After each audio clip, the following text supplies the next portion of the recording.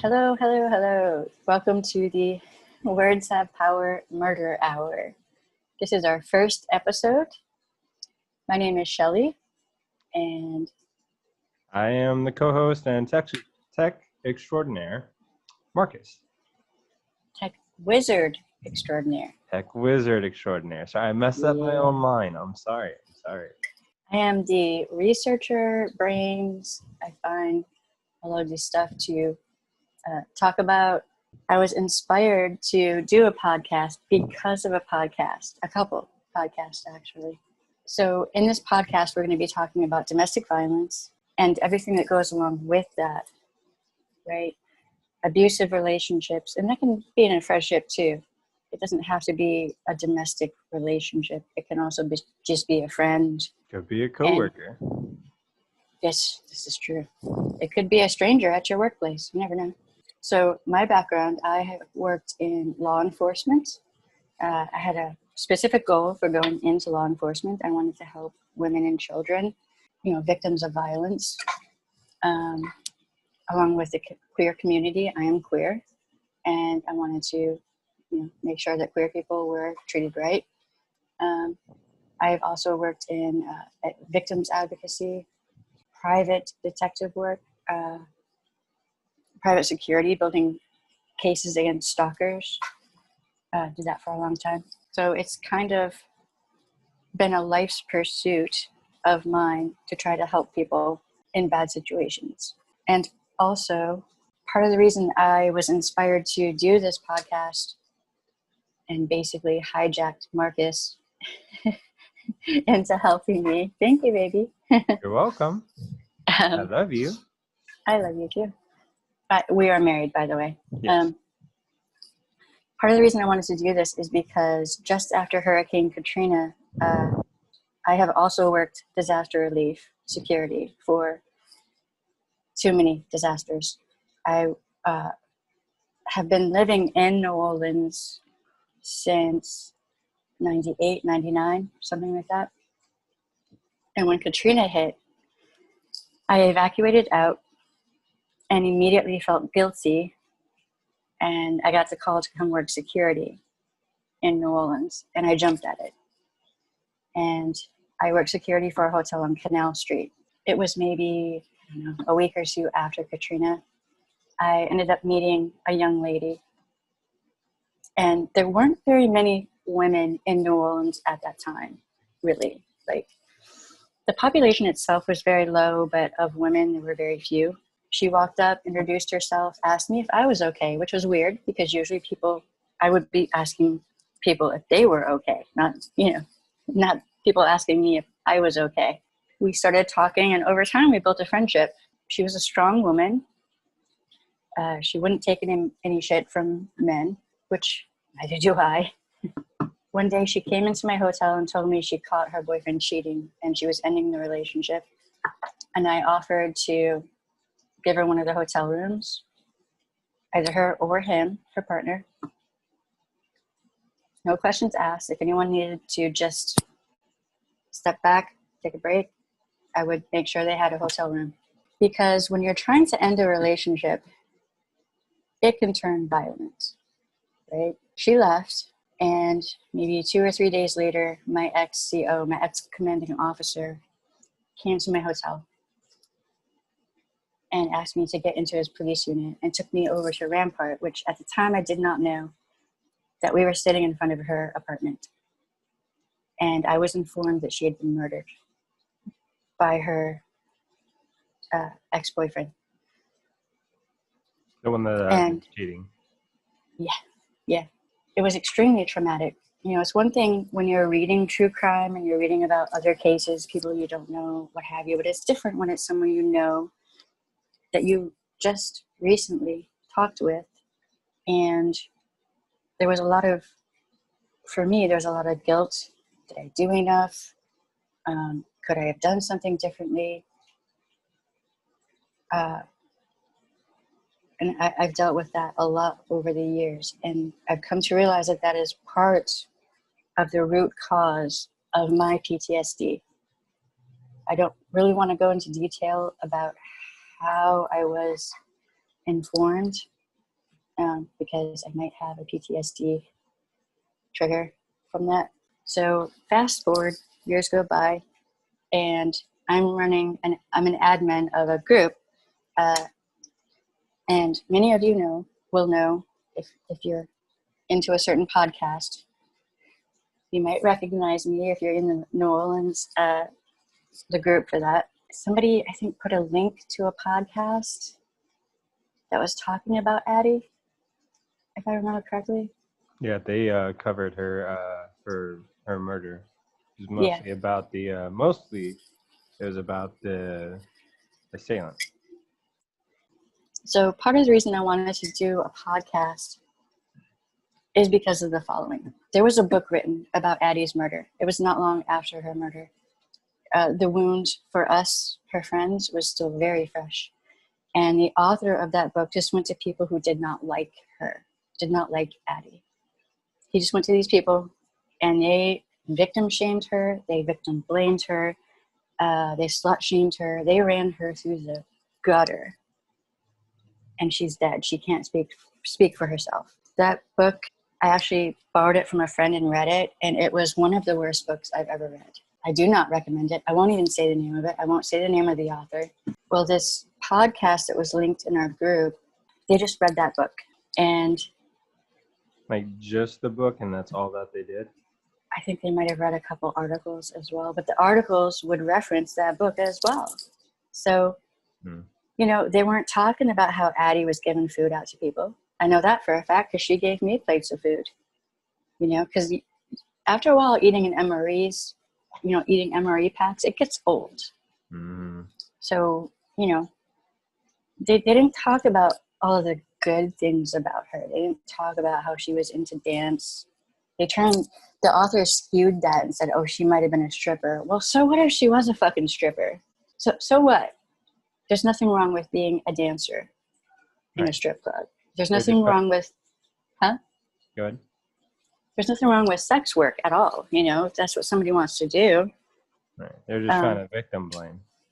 Yeah, they're just slut shaming her, But she was a ballroom dance instructor. She was in ballroom dance. It's one of the things we bonded over. I love tango. But yeah, that book. It's funny, the articles that were written about her and her murder before her murder were very positive about her. But the articles in that book after her murder, they made her murderer out to be this really nice guy. He was just really nice. And he was a good guy. He just, he was in the military, had PTSD, and, she was a bitch, and she was just mean. She was the abuser. She was this, she was that. And yet I saw bruises on her arm. I saw how he treated her, and it wasn't good.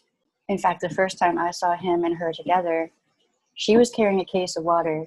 He wasn't carrying anything. He was smoking a cigarette, but she was carrying a case of water. She's about my size. By the way, her size is like 5'7", pushing 5'8", and probably about 125 pounds soaking wet. Right. So, imagine you and me are walking down the street. I'm carrying a case of water. And me, 6'2", 220 pounds, just smoking a cigarette, walking next to you.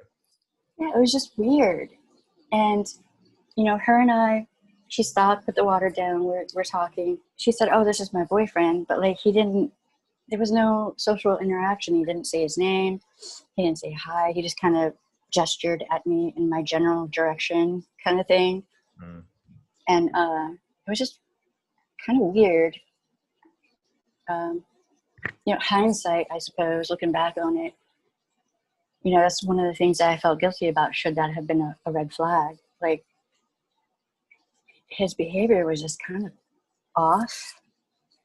It was odd. I don't know how to really explain it. But anyway, I should say, for people who may be watching and listening, Shelley has had extensive training in recognizing patterns as far as like posture, facial expressions, micro expressions. So she's very good and very well trained at being able to read people.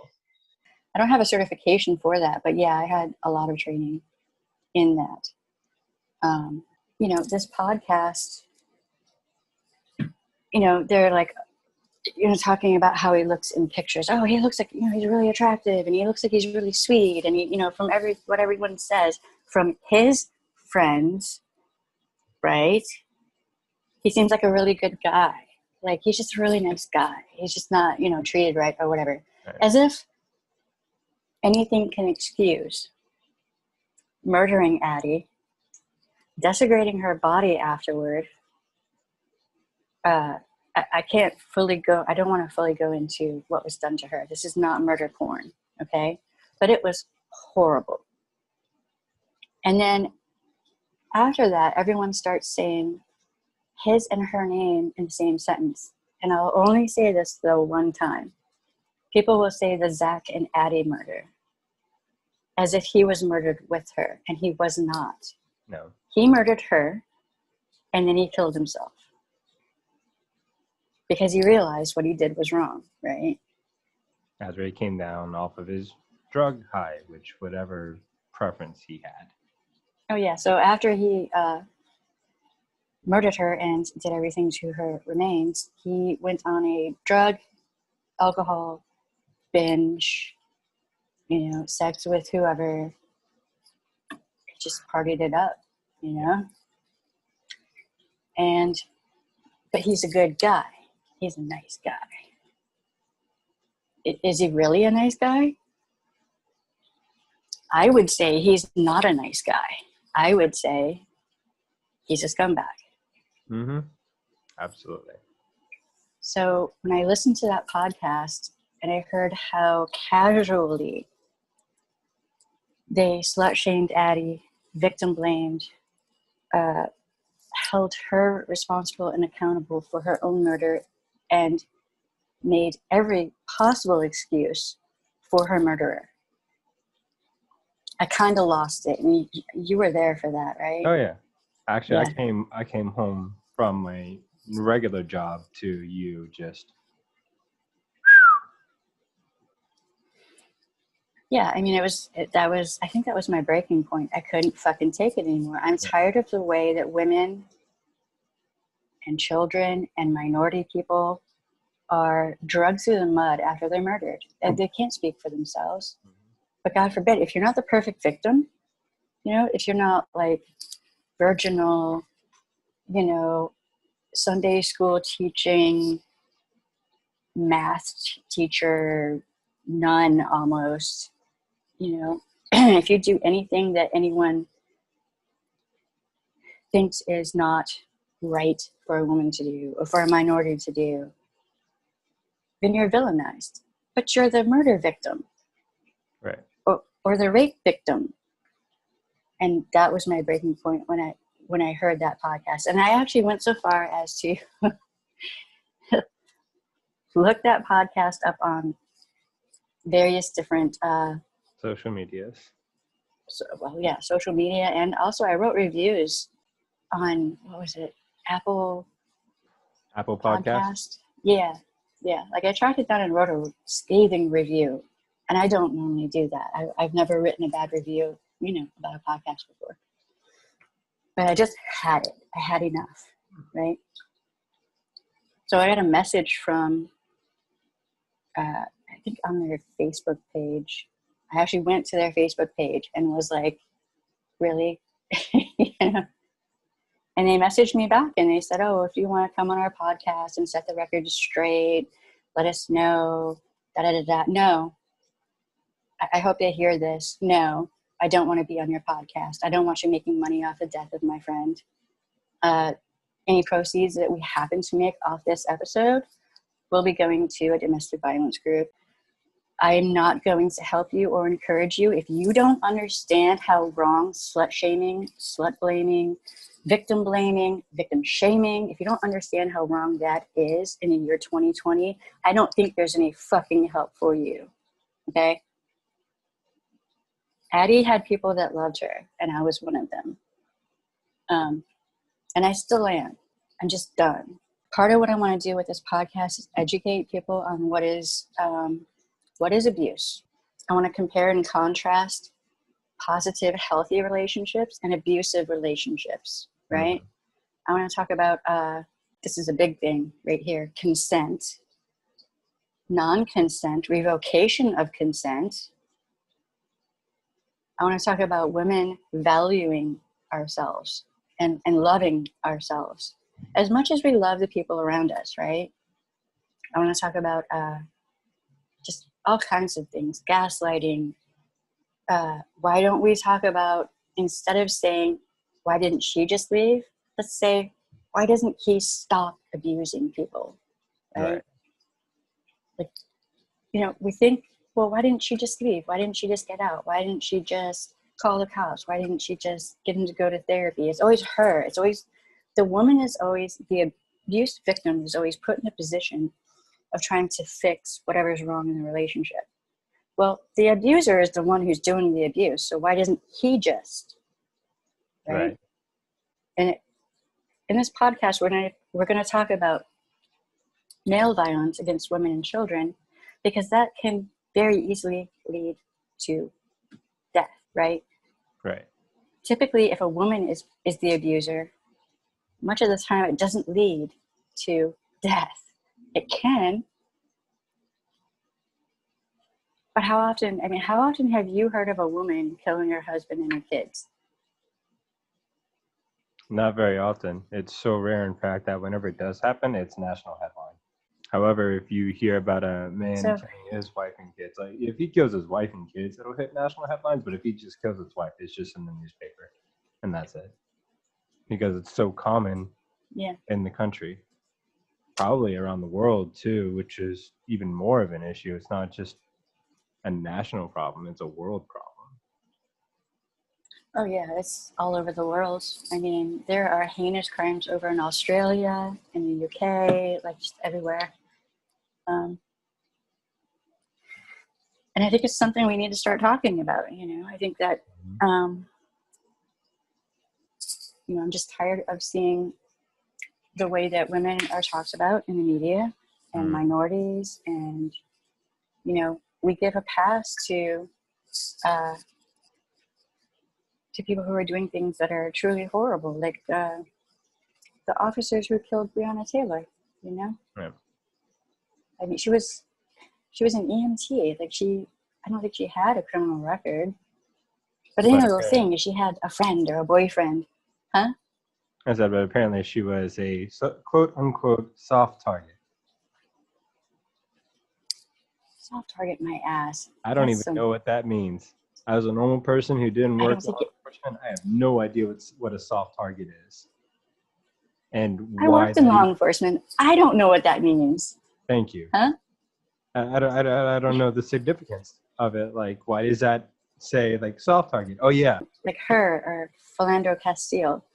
You know, these people who have no criminal background, but they're killed by the state, which, you know, if you're in law enforcement, you're not supposed to be a judge, jury, and executioner. That's not your job, right? But they're murder victims. I'm just going to call it what it is, because it quacks like a duck and it looks like a duck. It's a duck. It's murder, right? So these murder victims are talked about like they're the scum of the earth.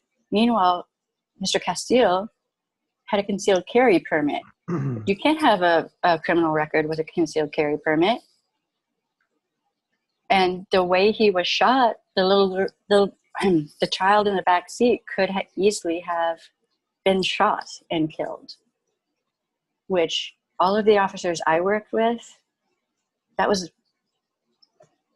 they would have nightmares about that. The last thing they wanted to do was potentially kill a child.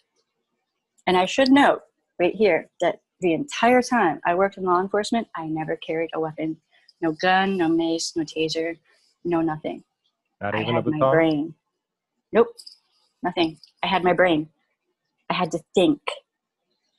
I had to use empathy and consideration and care, you know, and actually talk with people and figure out what's going on and help them. So if I can do that the entire time I worked in law enforcement, on domestic violence calls and all of that, you know, why are these officers running around killing people. I don't understand. I'm to the point of thinking that officers should have to work in law enforcement for like 3 or 4 years before they get to carry a weapon. And they should have to be highly trained. Oh yeah, More than they are now. it has to come with higher education. Like, I mean, I've seen posts about lawyers saying it took me 6 years, it took me 8 years to get my degree to practice law, and you still had to be approved by a board in order to do it. But police officers get a few months of training and then they can enforce it, and it makes no logic. Well, I mean, if you want to be a barber, if you want to cut hair, you have to go through all this training. But if you want to be law enforcement, yeah, I mean, I've read papers where they talk about law enforcement officers who have college education are less likely to be corrupt because they have more to lose. They have invested, money and all their resources into picking up those degrees, right? Mm-hmm. So they don't want to. They have more to lose. They're gambling and at risk to lose more. So Right. Well, I know you said you didn't want this episode to be considered murder porn, but I think it has to be said just to further point out just how wrong people have been portraying the murder and what all was done to her after her murder. And I'm just gonna say this. I'm only gonna say this once, because, like you said, I don't want this to become murder porn either. So, and by all means, you're more involved and more around for this case than I was, but this is just what I've heard from you and what I've heard from other people who are close to her is after she was murdered, her corpse was defiled by her murderer, whose name I'm not even going to say because he's not even worth a human name. He then cooked and cannibalized her. he raped her body. It was necrophilia. Yep. Many times, apparently, from what he wrote. Now, there are rumors that were going around saying that he didn't actually do that, or that he didn't actually do the things that he actually did. But we know he did these things, right? Right. That they were trying to downplay what he did. We're going to take a quick break, and we'll be back in just a few minutes for us, but it'll seem like a few seconds for everybody else. Please stay tuned.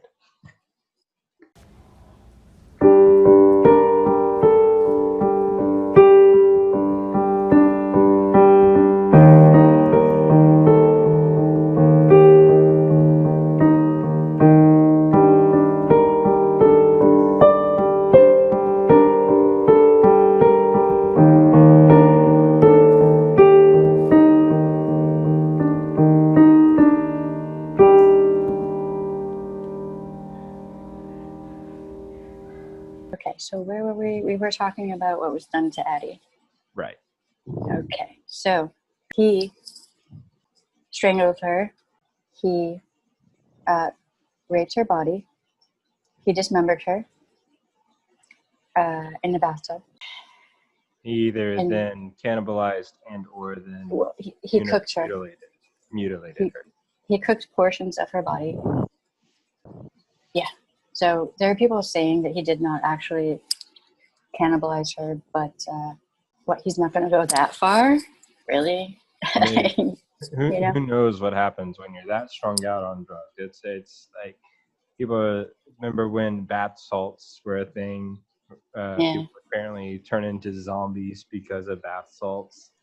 Yeah, but I mean, see, with Addie, people were blaming the PTSD.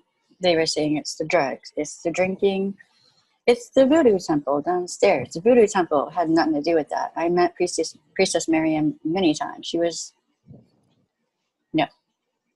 So instead of placing the blame where it belongs, which is squarely on the murderer, people would rather blame a minority religion that is already vilified really? That's not racist. That's racism.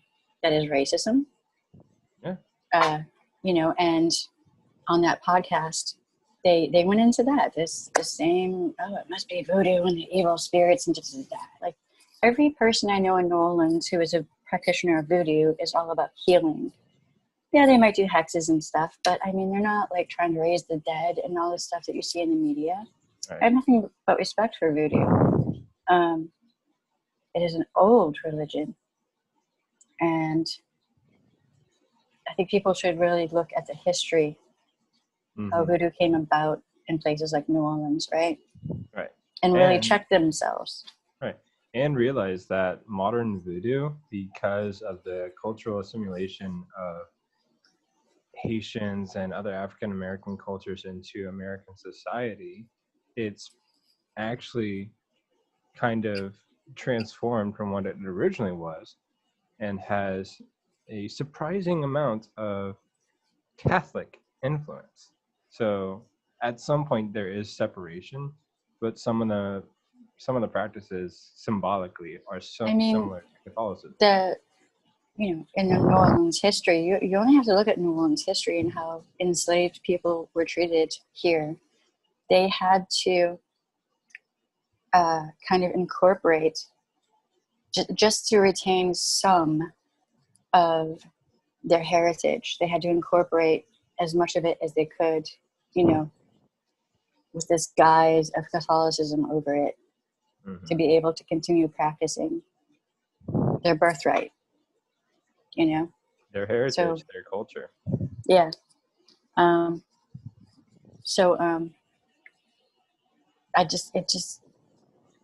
It's not just that people vilify Addie, it's also that they vilify voodoo, and any excuse that can be made for her murderer is made. Because why? Because he's a white man, and he gets every excuse thrown at him. Right. And he was not a nice guy. And if you think that's like the only case, I mean, recent time you can look at Kyle Rittenhouse, a 17-year-old boy who got a semi-automatic rifle, crossed state lines, went to a protest with the intention of disrupting said protest, wound up killing one person and harming harming two others. No, if I remember correctly, he killed two people and he seriously injured a third. Right. But even there, they blame they're trying to say that one of the murder victims was a pedophile because he was on a sex registry. Well, how do you know he didn't urinate in public? Right. On top of that, Kevin, you remember Kevin, he actually did a little bit of research. He looked on the federal database for sex offenders and on that state's database for sex offenders. He wasn't on either one of them. So I'm not surprised. Right? I'm not surprised at all. It wasn't just because he's dead, because that takes a little while to actually come down off of the system. And he looked this up like within the week of the incident, as soon as these rumors started popping up. I mean, any way that a murder victim can be vilified, and I think that speaks volumes more about our culture than it does about the actual murder victims or rape victims or victims of violence, in general. If, our culture has decided that if a white man harms someone, 9 times out of 10, that there's going to be excuses made. Somehow the victim is to blame. Well, Addie, all she wanted was for him to leave the apartment. She was done. If he got violent with her, she would have tried to defend herself. She was a fighter. Right. And we have the right to defend ourselves. So like that podcast made me so angry. I was just done. I reached the limit of my capacity to deal with victim blaming and victim shaming and slut shaming and all that. I was just done with it. Any excuses for the murderer and just everything else. And I was done with it. So here we are. I started writing a book, but I figured I could get the word out to more people with technology that we have now. So now we have a podcast. We will be doing Sundays. On Sundays, I want to actually talk about cases involving male violence against women and children. If at all possible, I would like to have family members or friends of the victims come on and do an interview with us and speak about them, their loved ones, or survivors. And on Tuesdays, we're going to do another podcast, and we'll speak with women about our daily experiences, in different aspects of life, right? Because sexual harassment, rape, male violence can happen anywhere. You can be walking out of a gas station and a guy hits on you and you reject him and he shoots you and kills you. So anyone out there, if you would like to come on and talk about your loved one or share your story, then reach out to us. We'd be happy to have you. So we're going to try to educate people, and we're going to try to create a space where people, where we can talk and learn and grow, and maybe help get some good work done. Mm-hmm. And not victim shame or victim blame or slut shame or it can be really hard to get out. What I would suggest is call the National Domestic Violence Hotline. There are other domestic violence hotlines you can call. You can call your local victims advocacy group. Just type in your area and victims advocacy, and something will pop up for you. You can call your local police department, the non-emergency line, and they can help you find those resources. I don't know. So if you're in an abusive relationship, it is possible to get out. Mm-hmm. It is possible to do this safely and carefully. It is hard, but it is doable. And it is well worth the effort. Yeah, I mean, as I should probably say this too, just for clarity. I have been in an abusive relationship, and it was bad. Not with me. No. I upgraded drastically. Hi, Marcus. Hey, baby. So, it is possible to survive and thrive. It is possible to get out, survive, and thrive. It is possible to find a partner who isn't all jealous and crazy and all the fighting. So, yeah. And we hope that our podcast, our vodcast, can help you if you are in those situations to gather the courage and find the resources to get out of that. That's essentially why we're making these, to empower those who do not feel empowered. And we're going to have all the social media. And we're going to put links to or information up, for resources. I mean, there's so much out there. Yeah. That's our YouTube is Words Have Power Murder Hour, which is spelled WRDZ.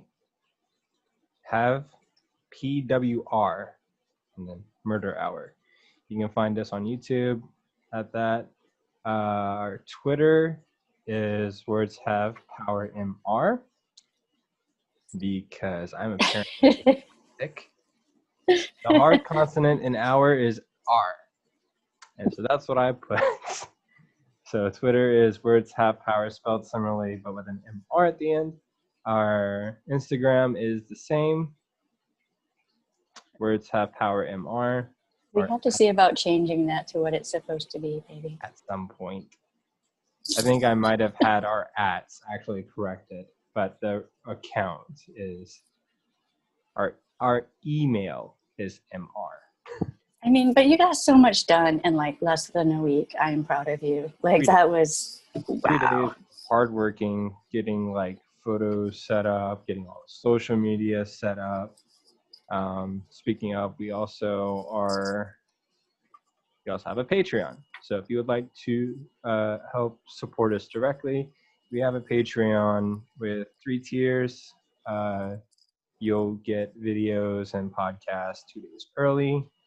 You'll get exclusive access to our Discord server. So if there's specific topics you want us to talk about or any particular questions that you have, excuse me, we'll also have resources available probably everywhere. I was about to say just on the Discord, but that sounds stupid. So yeah, everywhere we'll have resources to help you get out of dangerous situations. Yeah, and we're also going to do some very special merch that is kind of close to my heart. And the proceeds from these particular things will go directly to helping, I want to do something for Indigenous women. We're going to figure that out as we go. Like, we just got all this together in like 3 days. So like, So there's certain merchandise that we will have available on our stores, on our store will be, all the proceeds will be given to associated. Thank you everybody for watching our first episode of Words Have Power, Murder Hour, where today we covered the murder of Addie. Addie Hall. I want to say this from this point forward, everyone who hears this, can we just say the murder of Addie Hall and not include the name of her murderer? And with that, just say her name, Addie Hall. Mm-hmm. Addie Hall. Say your name. Thank you. Bye, y'all. Bye.